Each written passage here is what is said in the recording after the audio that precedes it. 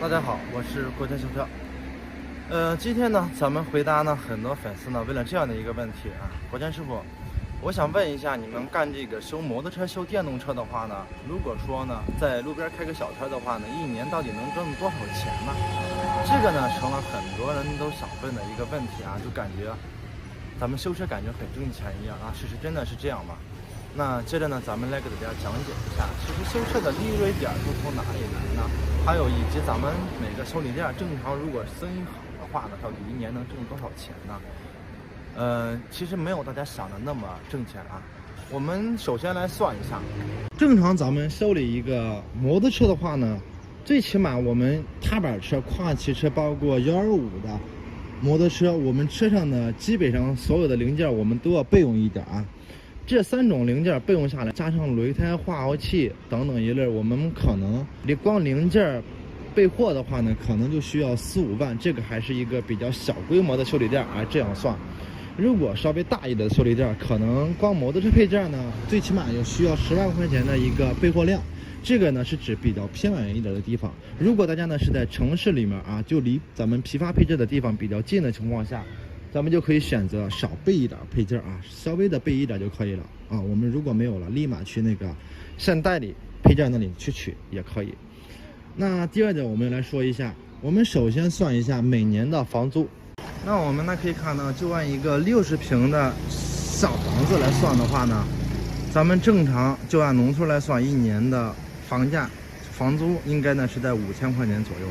如果说在大一点的煤店，可能一年房租像城市里面2、3万都可能啊，这个是很正常的。但是呢，路段不一样，房租的价格呢也不一样，这个是第一点。我们房租加上每年的水电费等等一类的问题，而这个花销的话呢，将近咱们就加上房租、水电费，大概呢就是平均的话呢，应该呢是在1.5、6左右。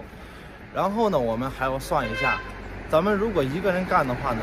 这个就不算那个人工费了。如果再加个人干的话呢，一年每个月最低工资呢3000块，我们一年是需要3万块钱左右的一个开销，这个呢就4、5万了啊。然后我们算一下，如果说咱们的摩托车配件可能呢利润偏高一点，在30%到40%左右的一个空间，但是电动车的配件呢可能就是20%的一个空间。那我们算一下，如果你的生意比较好的情况下，每天的流水呢在1000块钱左右，可能也就是300到400左右的一个空间。那这个时候我们减去每天的房租开销的话呢，其实所挣的话呢，也就是200块钱左右的一个利润，那还是一个正常的修理店。如果说呢，你要是特别大的一个修理店，可能每天呢生意不好的时候呢，也就几百块钱的一个流水，好的话呢，可能2、3千也有可能啊。那咱们平均算下来，一个月就算流水的话呢，应该是4、5万左右，我们毛利润30%，1万块的话是3000，然后呢，就按4万块啊，1.2万，对不对？那这个1万减去房租开销以及人员工资，可能也就是挣个几千块钱。但是我们有一点要给大家说一下，每年每个人所干的修理店啊，像换下来的控制器、电机等等一类的这些配件呢，基本上呢都是纯利润。然后呢，等我们干够1年的时候，这些废铁啊、费率一卖的话呢，基本上也能卖到1万多块钱的一个利润。那这个呢，就是咱们确确实实的一个纯利润啊，没有说呢一点的那些花销等等一类的啊。然后呢，我们就算1年的话呢，一个月1.3、4万左右，一年的话呢，应该就是12个月，我们13万。然后再加上这些废铁费率，这个是生意好的一些修理店啊，也就是14、15万左右的一个利润。然后我们每个月的开销的话呢，应该是在还有工具的折选，以及咱们所使用的有些工具，我们都知道经常换，我们定期要换